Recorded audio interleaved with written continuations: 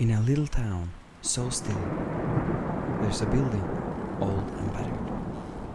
This old sawmill, it is twisted, it is tattered. From the toils of many years, the walls are scratched and shattered. Yet it shows no sign of fear. The carriage growls and grumbles as it journeys to and fro, and the engine howls and mumbles, making all the pulleys go.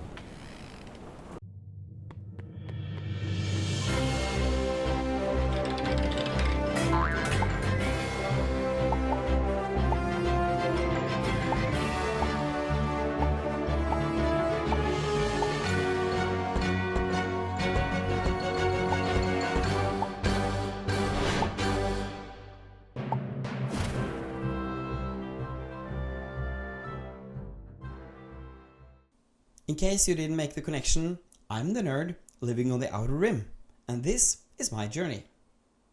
My name is Tommy, and this is part 2 of a video showing you how you can make an awesome sawmill for your tabletop gaming world. And if you haven't seen part 1 yet, you can check it out here. In my previous video, I gave 7 helpful advice that is useful for crafting and for life. I will not be doing this in every video, but as this is part 2, I thought I'd continue with 2 bonus takeaways later in this video.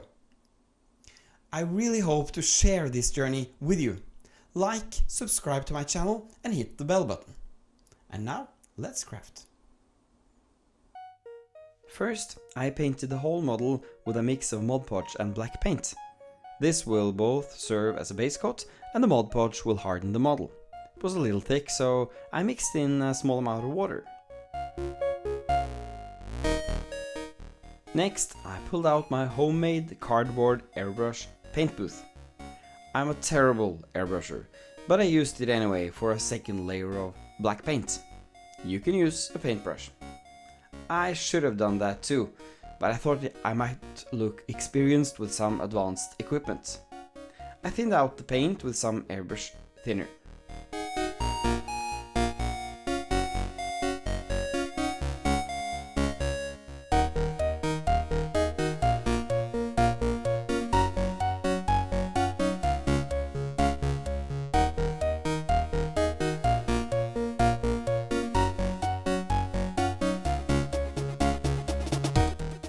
Safety is important, so I wore a dust mask.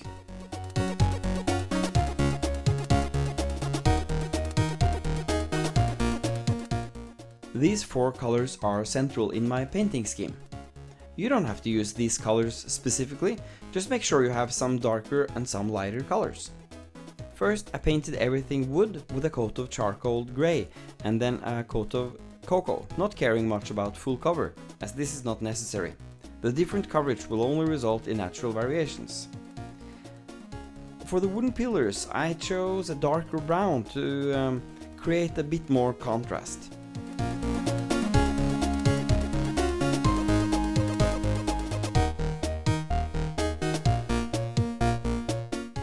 For the brick foundation, I based it with khaki tan.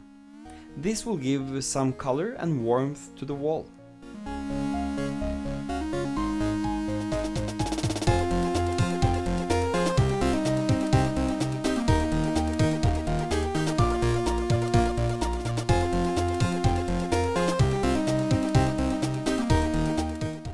Then I painted several individual bricks in different colors. It looks a bit cartoonish now, but it will all be softened down later.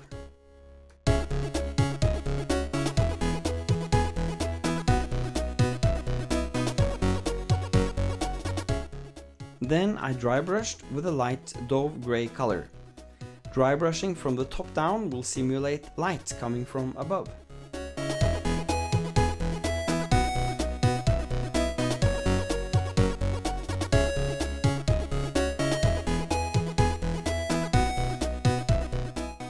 I started out the same way on the roof, first with a charcoal grey, and after that a cocoa color.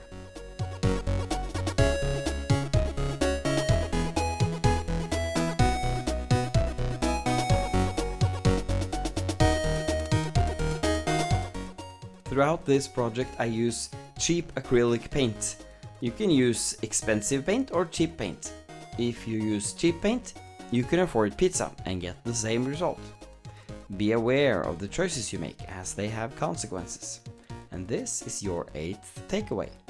Choices have consequences.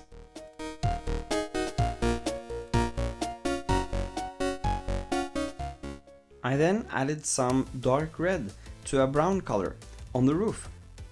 And this is not dry brushing, but what I call sloppy brushing. This technique is easier if you are not a very skilled painter. If you indeed are a very skilled painter, ask your kid or your little brother to complete this step for you. And this is your 9th takeaway. Focus on quality where you need to and not where you can.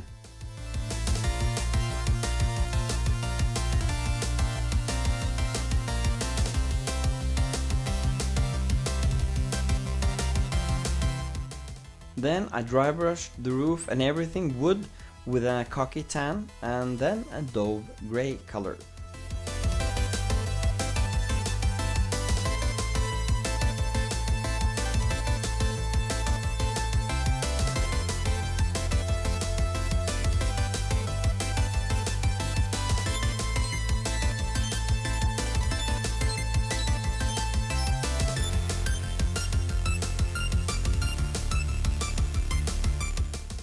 I wanted the cogwheel to have a metal color, so I mixed gold with some copper.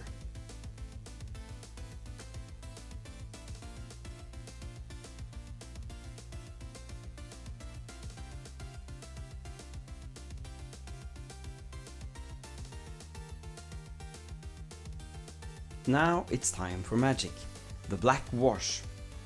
Check out Black Magic Craft's YouTube channel for his recipe, or just mix water and paint. Paint everything and let dry. Finish by reapplying some highlights with another dry brushing with a light color. Let's add some details. I unwinded some twine and dipped it in a brown wash to dye it. This will serve as a rope on my model. Afterwards, just let it dry on a piece of paper.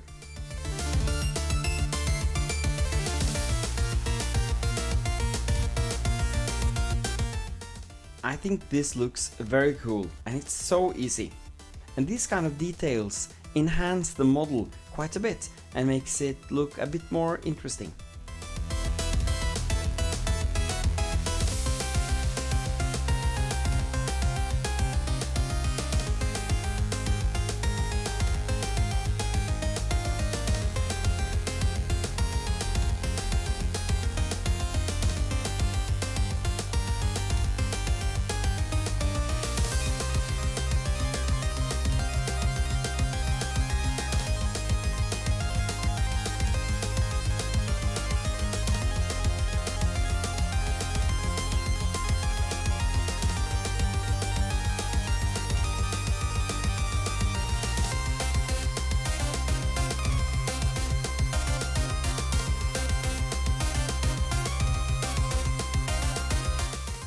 To fix the rope in position, I used some super glue.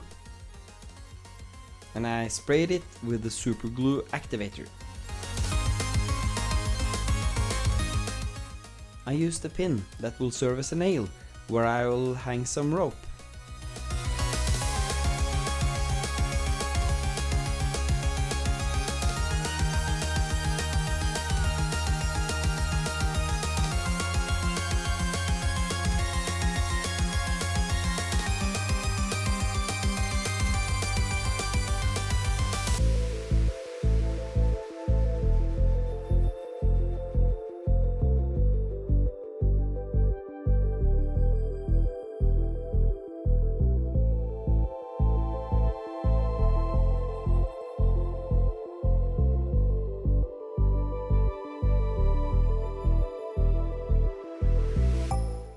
And finally, to increase the realism of the build, I added some sifted sawdust.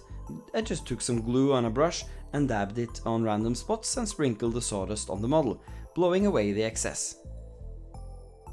In the end, I'm very happy with the sawmill. It has an appropriate amount of realism and it will set the mood perfectly in my game. It'd be really cool if someone out there tried their versions of a sawmill and sent me pictures. And if you haven't tried anything like this yet, just give it a try and release your inner creative nerd. The two bonus takeaways in this video they are: choices have consequences. Focus on quality where you need to and not where you can. If you read the end credits in the last video, I promised to credit whomever messaged me with the word moustache. So, with this, congratulations to my most observant viewers, Cato Høyene Østerhaug and Jimmy Diola. You receive 100 XP and are now level 2. Thank you so much for watching and take care. Lots of love from the nerd living on the outer rim of the world.